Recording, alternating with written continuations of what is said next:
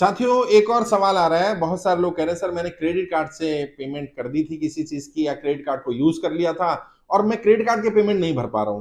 तो क्या लोन माफी के अंतर्गत क्रेडिट कार्ड का पैसा जो हमने यूज किया वो भी आएगा?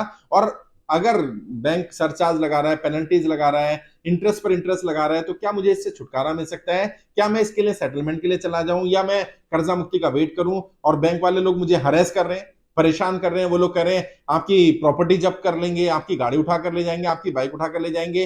तो इसमें क्या नियम है और मैं क्या क्या कर सकता हूं, मुझे इसके बारे में गाइड किया जाए। साथियों, सबसे पहले तो मैं आपको बता देता हूं, बिल्कुल भी घबराने की जरूरत नहीं है। क्रेडिट कार्ड का जो पैसा होता है वो अनसिक्योर्ड होता है।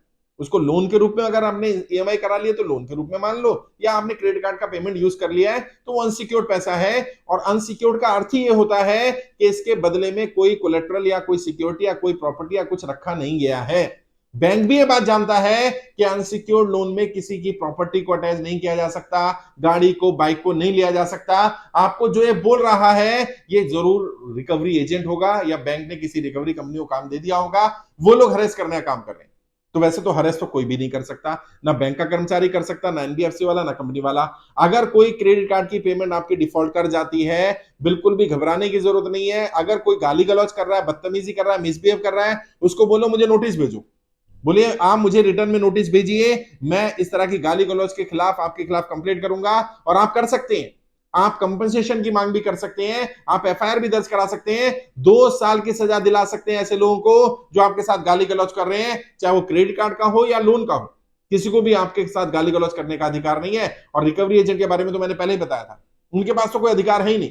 सबसे पहले तो उनके पास डीआरए का सर्टिफिकेट पूछ लो, बैंक का आई कार्ड पूछ लो, कंपनी का है तो कंपनी का जॉब कार्ड पूछ लो कि कंपनी ने आपको काम दिया कि नहीं दिया। वो दोबारा आपको कॉल नहीं करेगा।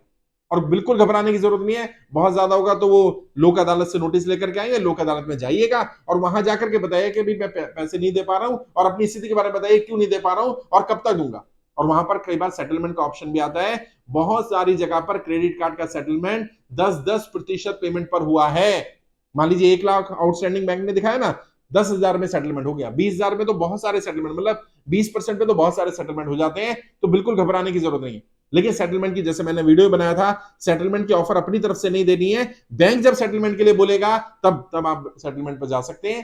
कर्जा मुक्ति के लिए फॉर्म भर सकते हैं। कर्जा मुक्ति में हर तरह का लोन जो आपने लिया, चाहे क्रेडिट कार्ड से हो या पर्सनल लोन है या किसी बैंक से प्रॉपर्टी के अगेंस्ट लोन लिया गया, व्यापार के लिए लोन लिया, जो भी लिया, अगर आपको लगता है सरकार की गलत नीतियों के कारण आप कर्जे की दलदल में फंसे और आप अब लोन नहीं पे कर पा रहे हैं, तो बिल्कुल आप कर्जा मुक्ति अभियान में फॉर्म भर सकते हैं। यह अभियान पूरी तरह से निःशुल्क है। हम अपनी तरफ से प्रयास करेंगे सरकार आपका लोन माफ करे।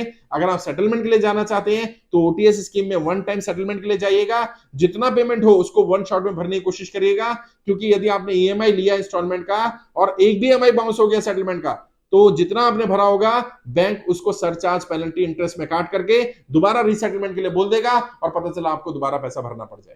तो ऐसी गलती नहीं करनी और घबराना नहीं है। क्रेडिट कार्ड पर कोई ऐसा एक्शन नहीं लिया जा सकता कि आपकी प्रॉपर्टी को जब्त कर लिया जाए, आपकी गाड़ी या बाइक को छीन लिया जाए। इस तरह की जो भी बातें बोली जा रही है वो गलत है। बहुत ज्यादा होगा तो वो, मैंने कहा, लोक अदालत से नोटिस लेकर के आएगा, वहां जाइएगा, वहां अपनी बात रख सकते हैं।